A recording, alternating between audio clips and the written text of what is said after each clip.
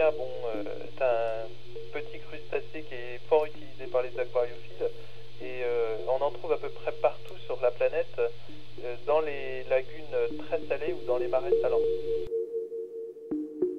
En fait, il y a plusieurs espèces d'artémia, mais c'est assez confus en fait au point de vue scientifique. Il y a encore beaucoup de problèmes à régler par rapport au concept d'espèce chez l'artémia, mais on sait qu'il y a plusieurs espèces. Son développement, c'est à peu près 3 semaines, 1 mois en fonction des températures pour atteindre l'âge adulte. Alors elle fabrique 2 types d'œufs en fait, des œufs de résistance et des œufs à développement direct qui génèrent immédiatement des larves. Et ces œufs sont fabriqués en fonction des conditions de milieu.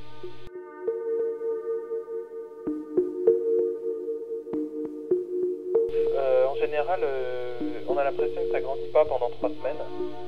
Enfin, ça grandit assez lentement. Enfin, c'est à la fois rapide et à la fois lentement. Ça dépend un peu de ses références.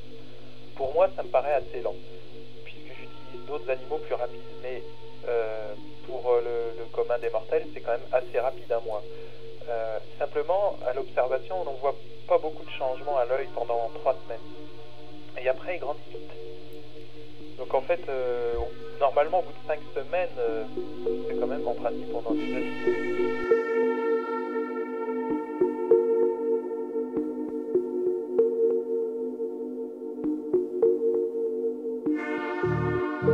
L'artémia, oui, c'est une passion, ça a dû commencer vers l'âge de 8 ans par là, je pense, avec Pif Gadget.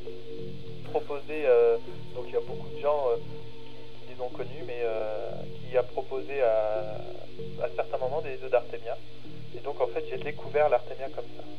Mais disons que c'est aussi un instrument scientifique pour moi, quoi. Donc je l'utilise pour mes recherches, mais c'est aussi une passion si on veut à côté de ça.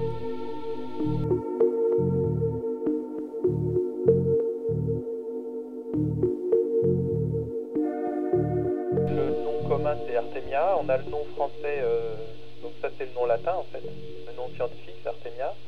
On parle aussi d'Artémie, c'est les brown shrimp en anglais, mais je sais pas comment. Après je vois pas d'autres noms. Je sais que c'est commercialisé comme jouet et je pense que c'est à la mode aux États-Unis.